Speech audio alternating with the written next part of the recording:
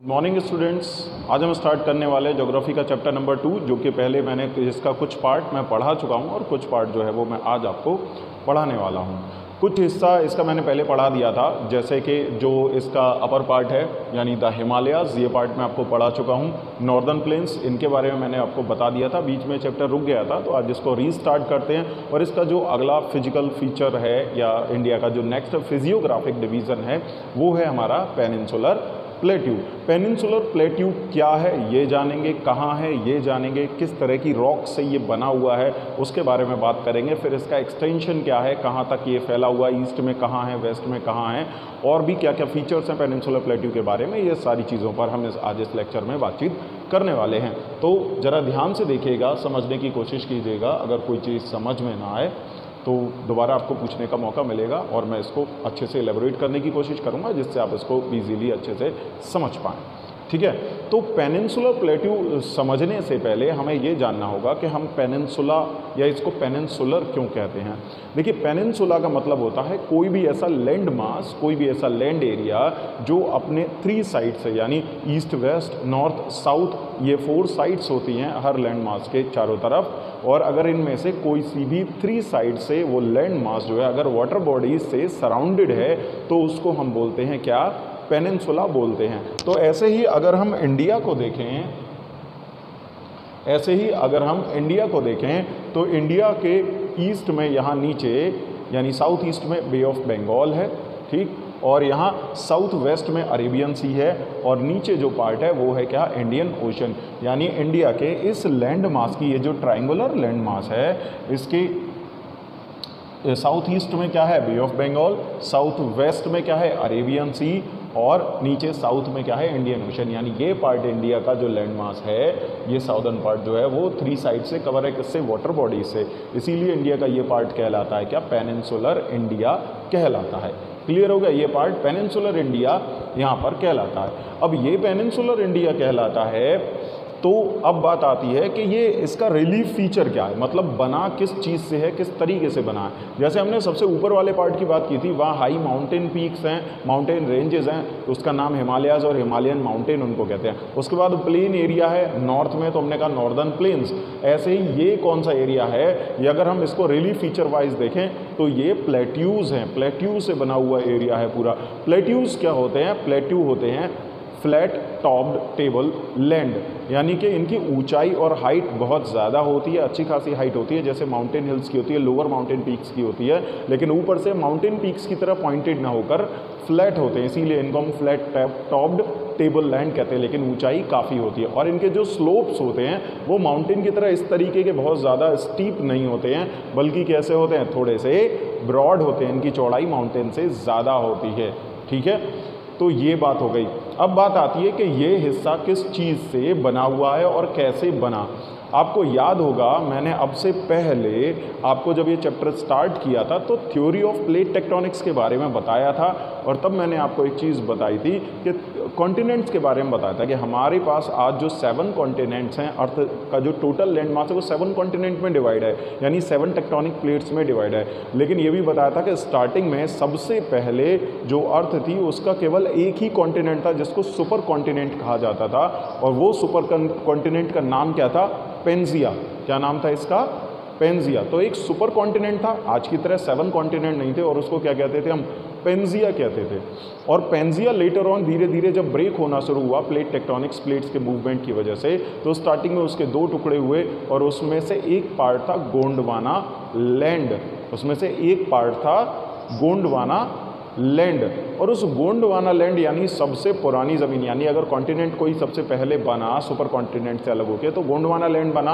और ये जो रॉक्स है ये उसी समय की रॉक्स है, यानी गोंडवाना लैंड का ही एक पार्ट है, यानी इंडियन जो लैंड मास है वो कभी गोंडवाना लैंड सुपर कॉन्टिनेंट का हिस्सा हुआ करता था। लेटर ऑन ब्रेक हुआ, इससे एशिया अलग हो गया, अफ्रीका अलग हो गया। अफ्रीका और ये जो एशिया, इंडिया जो है, ये कभी आपस में एक साथ जुड़े हुए थे प्लेट से, लेकिन प्लेट मूवमेंट, प्लेट टेक्टोनिक्स की वजह से धीरे धीरे अलग हो गए।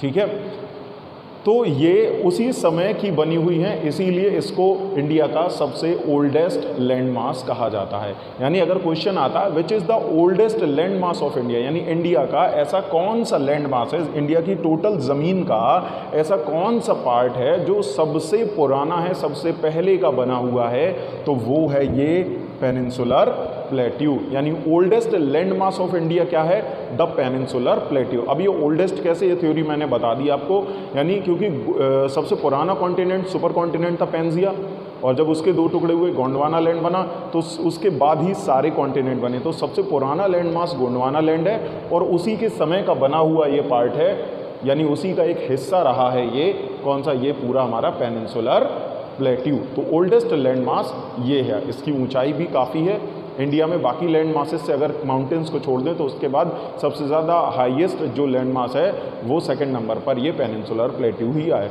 और हैं कैसे, इनकी चौड़ाई बहुत ज़्यादा है। किस तरीके की रॉक से बने हुए हैं, इसमें जो डेक्कन प्लेट्यू का, यानी ये वाला जो पार्ट है, ये जो डेक्कन प्लेट्यू का पार्ट है, ये बना है किससे, ये बना है इग्नियस रॉक्स से। अब इग्नियस रॉक्स क्या होती हैं, अपने क्लास 7th में आपको रॉक्स वगैरह पढ़ाई गई होंगी, तो आपको बताया गया होगा वॉल्केनिक इरप्शन जब होता है और उस समय जो मैग्मा अर्थ के अंदर से बाहर निकलता है लिक्विड फॉर्म में और बाद में ठंडा होता है, धीरे धीरे वो जम जाता है, उससे जो रॉक्स बनती हैं उनको हम इग्नियस रॉक्स कहते हैं। इन्हीं इग्नियस रॉक्स मेटामॉर्फिक रॉक से बना हुआ है ये डेक्कन ट्रैप, ये जो डेक्कन प्लेट्यू है ये पूरा उसी से बना हुआ है। या ज़्यादातर जो हमारा ये प्लेट्यू का पार्ट है वो सब क्रिस्टलाइन इग्नियस मेटामॉर्फिक रॉक से बना हुआ है।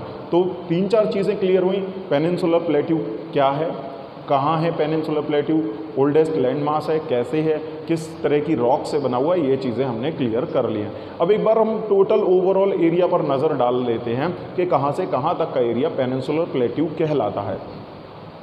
देखिए ये रिवर नर्मदा यहाँ आपको दिखाई दे रही होगी, आई होप आप देख पा रहे होंगे इसको। मैं इसको थोड़ा सा जूम कर देता हूँ। देखिए रिवर नर्मदा आपको दिखाई दे रही होगी यहाँ, ठीक है, रिवर नर्मदा यहाँ आपको दिखाई दे रही होगी।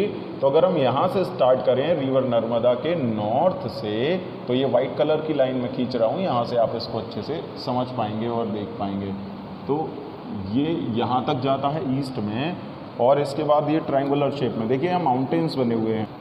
ये जितना भी ट्रायंगुलर पार्ट, ये माउंटेन्स जैसे आपको यहाँ दिख रहा है, ये माउंटेन्स दिखाई दे रहे होंगे, ये सारा पार्ट किस में आता है, ये सारा पार्ट क्या कहलाता है, ये ओवरऑल जो पूरा पार्ट कहलाता है ये पेनिनसुलर प्लेट्यू कहलाता है। यानी ये जो वाइट लाइन से कवर आप पूरा ये पार्ट देख रहे हैं, वाइट लाइन से कवर्ड, ये ट्रायंगुलर शेप में, और ऊपर यहाँ ब्रॉड पार्ट जो देख रहे हैं आप, ये पूरा पार्ट जो मैंने वाइट से पूरा जो किया है, अंडरलाइन इसको किया है, तो ये पार्ट कहलाता है पेनिनसुलर प्लेट्यू। लेकिन ये पूरा पार्ट पेनिनसुलर प्लेट्यू है।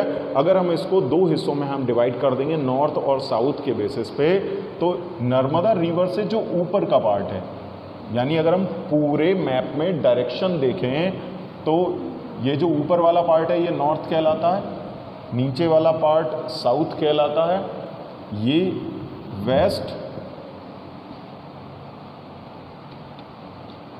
ये वेस्ट,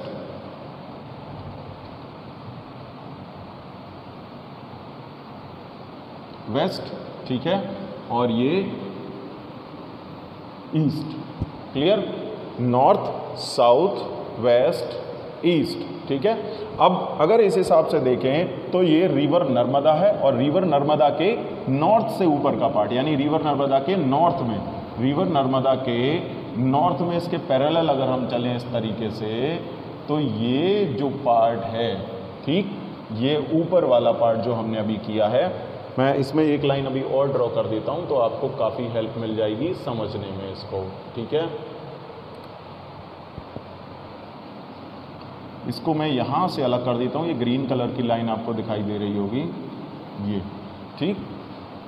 इस पूरे प्लेट्यू को मैंने इस तरीके से 2 हिस्सों में बांट लिया है। तो रिवर नर्मदा के नॉर्थ में और ऊपर वेस्टर्न राजस्थान तक नॉर्थ में, और उसके बाद यहाँ से होते हुए और सीधे ये ईस्ट में, तो ये सारा पार्ट जो है ये कहलाता है सेंट्रल हाईलैंड। यानी इस पूरे प्लेट्यू का जो नॉर्दर्न पार्ट है, ये वाला जो नॉर्दर्न पार्ट है ये क्या कहलाता है, सेंट्रल हाईलैंड। और इसके अलावा ये जो ट्रायंगुलर शेप बचा, ये जो ट्रायंगुलर शेप बचा हमारे पास, यानी ये जो ट्रायंगुलर शेप हमारे पास बच गया, अब ये जो ट्रायंगुलर शेप वाला पार्ट जो बचा प्लेट्यू का, ये कहलाता है डेक्कन प्लेट्यू। इसीलिए देखो यहाँ पे लिखा हुआ है, ये वाला पार्ट कहलाता है डेक्कन प्लेट्यू और ये ऊपर वाला पार्ट कहलाता है central highland. Clear? Upper part कहलाता है सेंट्रल हाईलैंड और ये जो लोअर पार्ट है ये कहलाता है डेक्कन प्लेट्यू। अब पहले हम सेंट्रल हाईलैंड के बारे में पढ़ेंगे और उसके बाद हम पढ़ेंगे किसके बारे में, डेक्कन प्लेट्यू के बारे में।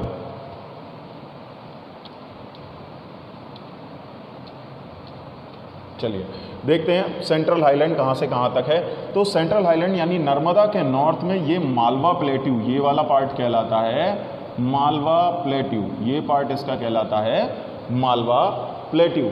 ये पार्ट यहाँ मालवा प्लेट्यू है, ठीक। और मालवा प्लेट्यू का ये जितना भी ये मेजर पार्ट है ये सारा मालवा प्लेट्यू कहलाता है और वास्तव में सेंट्रल हाईलैंड का जो ज़्यादा बड़ा पार्ट है वो सारा मालवा प्लेट्यू में ही है। इसके बाद हम ईस्ट की तरफ चलें तो ईस्ट के इसके जो ईस्टर्न पार्ट हैं, ये जो पार्ट है ईस्टर्न पार्ट, ये वाला पार्ट बुंदेलखंड और ये बघेलखंड कहलाता है। इसके बाद जब हम और आगे बढ़ेंगे ईस्ट की तरफ जाएंगे तो यहाँ भी कुछ प्लेट्यू का पार्ट है और ये पार्ट कहलाता है छोटा नागपुर प्लेट्यू। इसको हम क्या बोलते हैं, इस पार्ट को हम बोलते हैं छोटा नागपुर प्लेट्यू, ठीक। आप अपनी बुक फॉलो कर सकते हैं, देखिए बुक में दिया हुआ है, आप अपनी बुक फॉलो कर सकते हैं जिससे ये आपको बड़े अच्छे से समझ आ जाएगा। पेज नंबर 10, पेज नंबर 10 पे देखिए ये वाला मैप दे रखा होगा, ये मैंने तो मार्क कर रखा, बहुत कुछ है इसमें, काफ़ी मैशी हो रहा है लेकिन आपकी बुक में क्लियर होगा। तो यहाँ देखिए जहाँ जहाँ मैं बता रहा हूँ वहाँ वहाँ ये प्लेट्यूज़ के नेम लिखे होंगे और इनको देखते जाइए, ठीक है। प्लेट्यूज़ के नेम्स को मैं थोड़ा सा और क्लियर करने के लिए आपको मैं एक और मैप दिखाता हूँ, ठीक।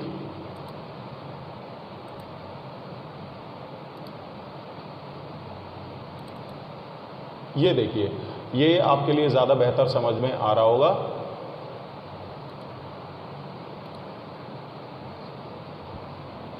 ये वाला आपको और ज़्यादा अच्छे से यहाँ पर समझ में आ जाएगा। देखिए ये लिखा हुआ है, बीच में से इसको डिवाइड किया गया है, यहाँ पर ये ऐसे ही डिवाइड कर रखा है, ये सेंट्रल हाईलैंड, ठीक है। क्या है ये, सेंट्रल हाईलैंड। और सेंट्रल हाईलैंड में देखिए ये है मालवा प्लेट्यू और ये बुंदेलखंड, बघेलखंड, छोटा नागपुर प्लेट्यू। तो इसके जो जितने भी ज़्यादातर जो सेंट्रल हाईलैंड के मेन पार्ट हैं वो सब यहाँ पर हैं, ठीक है। ये अब आपको एक सेकेंड, तो ये सेंट्रल हाईलैंड वही है, केवल मैप चेंज हो गया है आपको, जिससे इसका एरिया अच्छे से समझ में आ जाए। अगर मैं इसको दोबारा से सराउंड कर दूं तो वापस यही कंडीशन आएगी कि इस तरीके से पूरा था बना हुआ ये प्लेट्यू ऐसे और यहाँ ये ऐसे, तो ये पार्ट है पूरा, ठीक। ये क्या है, हमारा सेंट्रल हाईलैंड है। और इसके अलावा जो ट्रायंगुलर पार्ट है ये है पेनिनसुलर प्लेट्यू, क्लियर। तो हम इस समय ऊपर वाले पार्ट को पढ़ रहे हैं, तो इसमें जो मालवा प्लेट्यू ये मेन पार्ट है, नॉर्थ में, नर्मदा रिवर के नॉर्थ में। इसके बाद ऊपर बुंदेलखंड और बघेलखंड, यानी वेस्ट से जैसे जैसे हम ईस्ट में जाएंगे, कहाँ जा रहे हैं भाई, ये वेस्ट है और वेस्ट से अगर हम ईस्ट की तरफ बढ़ेंगे, कहाँ जा रहे हैं हम, ईस्ट की तरफ जा रहे हैं लगातार, ये ईस्ट है। यानी वेस्ट से जैसे जैसे हम ईस्ट की तरफ जाते हैं तो सबसे पहले, और हम वेस्ट से ईस्ट की तरफ जाएं तो हम इसको ओवरऑल देखें, ये वेस्ट में क्या है, ब्रॉड है, लेकिन जैसे जैसे हम ईस्ट में जा रहे हैं ये नैरो, यानी इसकी चौड़ाई, इसकी विड्थ जो है वो कम होती जा रही है, इसकी चौड़ाई जो है या जो विड्थ है वो कम होती जा रही है, यानी ये नैरो होता जा रहा है। वेस्ट में कौन सा पार्ट है इसका, मेजर जो पार्ट है, जो मेजर लैंड मास है सेंट्रल हाईलैंड का, वो है मालवा प्लेट्यू। फिर ईस्ट की तरफ बढ़ेंगे तो इसके जो मिडिल ईस्टर्न पार्ट है वो कहलाते हैं बुंदेलखंड एंड बघेलखंड। और उसके बाद जब बिल्कुल ईस्ट में जाते हैं तो इसका जो मेन पार्ट है वो है छोटा नागपुर प्लेट्यू कहलाता है, उससे बना हुआ है। और आगे जाकर के शिलोंग प्लेट्यू, ये पूरा ईस्ट आसाम में जाकर के मिल जाता है। आप इसको यहाँ पर इस तरीके से देख सकते हैं, ठीक। आगे बढ़ते हैं, तो ये तो आपका सेंट्रल हाईलैंड का पार्ट आपका क्लियर हो गया होगा कि सेंट्रल हाईलैंड में ये मालवा प्लेट्यू, बुंदेलखंड, बघेलखंड किसको कहते हैं, छोटा नागपुर प्लेट्यू, ये सारे जो पार्ट है ये सेंट्रल हाईलैंड के पार्ट हैं। और ये बताए कैसे हैं मैंने, वेस्ट से ईस्ट की तरफ बताएं। वेस्ट में जो मेजर पार्ट है जो किससे, राजस्थान से लगा हुआ है, ठीक, और इसको हम बोलते हैं क्या, मालवा प्लेट्यू। और ईस्ट में जाएंगे तो बुंदेलखंड, बघेलखंड, और बिल्कुल ईस्ट में पूरी तरह चले जाते हैं तो जो मेजर पार्ट है वो है क्या, वो है छोटा नागपुर प्लेट्यू। अब बात आती है कि ये जो डिवीज़न है ये तो हमने मैप पे किया है, लेकिन रियल में ये डिवीज़न किस तरीके से हुआ है, यानी कौन सा हिस्सा किस तरीके से एक से दूसरे से अलग होता है। हमने इसको सेंट्रल हाईलैंड, पेनिनसुलर प्लेट्यू में अपने यहाँ पेपर पे तो डिवाइड कर दिया, यहाँ पिक्चर में तो डिवाइड करके दिखा दिया, लेकिन नेचर में किस तरीके से डिवाइड हुए हैं, यानी कुछ माउंटेन रेंजेस हैं जो इनको अलग, आपस में एक दूसरे से अलग करती हैं। अब मैं आपको उनके बारे में बताऊँगा। देखिए, नॉर्थ वेस्ट में इसे ये जो पार्ट है ये राजस्थान है, और नॉर्थ वेस्ट में इसे जो अलग करती है यहाँ पर अरावली हिल की ये रेंज है। ये क्या है, ये अरावली हिल्स हैं यहाँ पर, ये अरावली हिल्स हैं यहाँ पर, और ये इसको अलग करती हैं इधर के राजस्थान के पार्ट से। ये अरावली हिल्स हैं, ये इसको राजस्थान से अलग करती हैं, यानी नॉर्थ वेस्ट में कौन सा पार्ट है, अरावली हिल्स का है। आप अपनी बुक में देख सकते हैं, वहाँ आपको ये इजीली दिखाई दे जाएगा। और यहाँ नॉर्दर्न प्लेन से इसको कौन अलग करता है, ये है विंध्य रेंज, जो है विंध्य रेंज है यहाँ पर, और यहाँ पर है सतपुड़ा रेंज। कौन सी रेंज है, सतपुड़ा रेंज, यानी यहाँ साउथ में सतपुड़ा रेंज है और यहाँ विंध्य रेंज है, और यहाँ पर कौन सी माउंटेन रेंज है, अरावली माउंटेन रेंज है जो इसे राजस्थान से अलग कर देती है। और यहाँ पर कौन सी रेंज है, नीचे सतपुड़ा रेंज है, ठीक है, और विंध्य रेंज है जो इसको, यानी पेनिनसुलर प्लेट्यू का जो डेक्कन प्लेट्यू और सेंट्रल हाईलैंड को एक दूसरे से अलग करती है। ठीक,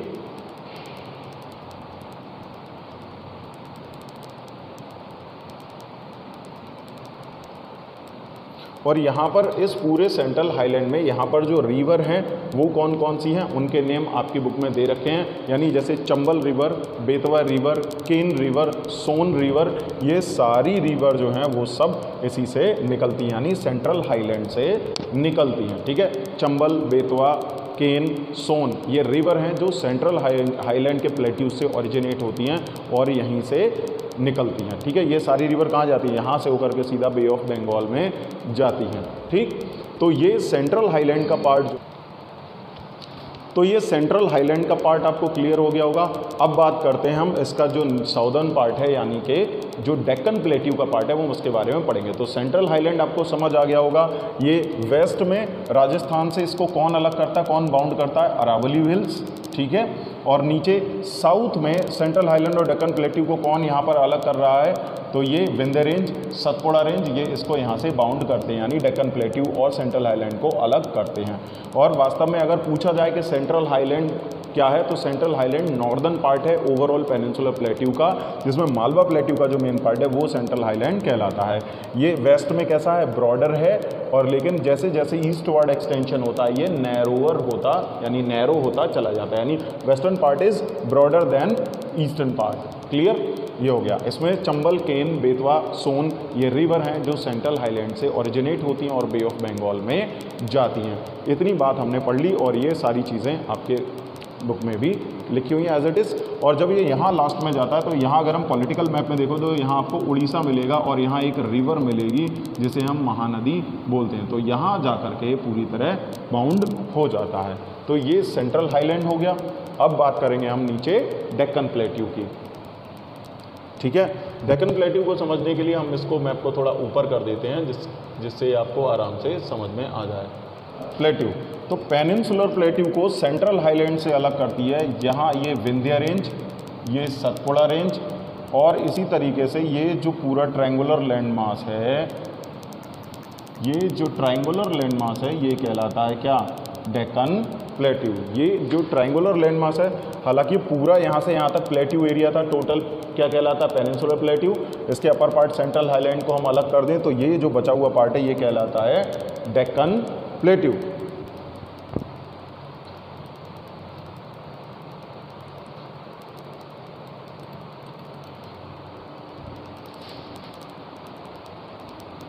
डेक्कन प्लेट्यू कहलाता है ये वाला पार्ट इसका पूरा। अब डेक्कन प्लेट्यू की क्या क्या कैरेक्टरिस्टिक्स हैं इसके बारे में हम जानते हैं कि डेक्कन प्लेट्यू की क्या क्या कैरेक्टरिस्टिक्स यहाँ पर हैं, इसके बारे में हम जानेंगे। तो डेक्कन प्लेट्यू जो है वो है कहाँ, रिवर नर्मदा यहाँ थी, ये थी रिवर नर्मदा, और रिवर नर्मदा के साउथ में है जो प्लेट्यू का पार्ट वो कहलाता है Deccan plateau.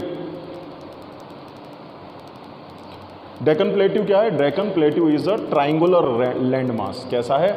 Deccan plateau is a triangular land mass which lies to the south of the river Narmada. यानी ये रिवर नर्मदा है और रिवर नर्मदा के नीचे यानी साउथ में ये डेक्कन प्लेट्यू है।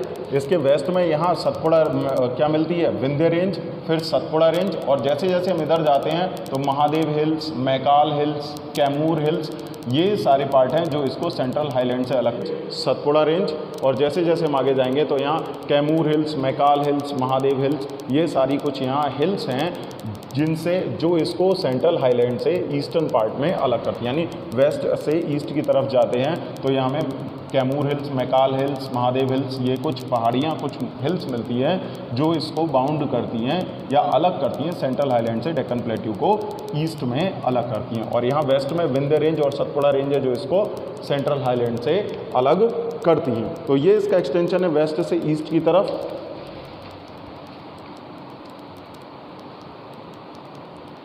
और डेक्कन प्लेट्यू को हम देखें तो ये भी इन प्लेट्यू की यहाँ की बनावट से ही आप देख सकते हैं, ये हिस्सा ज़्यादा ऊंचा है, इसकी हाइट भी ज़्यादा है। तो हम कह सकते हैं कि western part is higher than the eastern part. यानी डेक्कन प्लेट्यू का जो वेस्टर्न पार्ट है वो ईस्टर्न पार्ट से ज़्यादा ऊंचा है, यानी उसकी ऊंचाई ज़्यादा है। वेस्टर्न पार्ट की ऊंचाई ईस्टर्न पार्ट की ऊंचाई से ज़्यादा है। जो एक्सटेंशन है वो यहाँ, इसका जो एक्सटेंशन है वो यहाँ हमें यानी नॉर्थ ईस्टर्न स्टेट में यहाँ भी देखने को मिलता है। यानी आसाम में हिल्स हैं जो मेन, वहाँ भी इस यानी जो आसाम में हमें अपने हिल्स के नाम सुने होंगे, गारो हिल्स, जयंतिया हिल्स, खासी हिल्स, यानी गारो, खासी, जयंतिया जो हिल्स हैं वो भी डेक्कन प्लेट्यू का ही एक पार्ट है। यानी ईस्ट में जब ये और ज़्यादा एक्सटेंड होता है और यहाँ आसाम तक पहुँचता है, या जहाँ आसाम, मेघालय, मणिपुर जो स्टेट है, नॉर्थ ईस्टर्न स्टेट हैं, इस हिस्से में भी इसका एक्सटेंशन देखने को हमें डेक्कन प्लेट्यू का मिलता है। और यहाँ की जो प्रोमिनेंट हिल्स हैं वो हैं गारो, खासी, जयंतिया हिल्स। यहाँ की कुछ प्रोमिनेंट और फेमस हिल्स हैं जो किसका पार्ट है? डेक्कन प्लेट्यू के ही ईस्टवर्ड एक्सटेंशन का पार्ट है। अब बात करते हैं इसके इस लोअर पार्ट की, इसके एजेस की हम बात करते हैं। ठीक है, इसके एजेस की बात कर लेते हैं। तो एजेस की बात करने के लिए मैं आपको दूसरे मैप की तरफ ले चलता हूं जो पहले दिखाया था।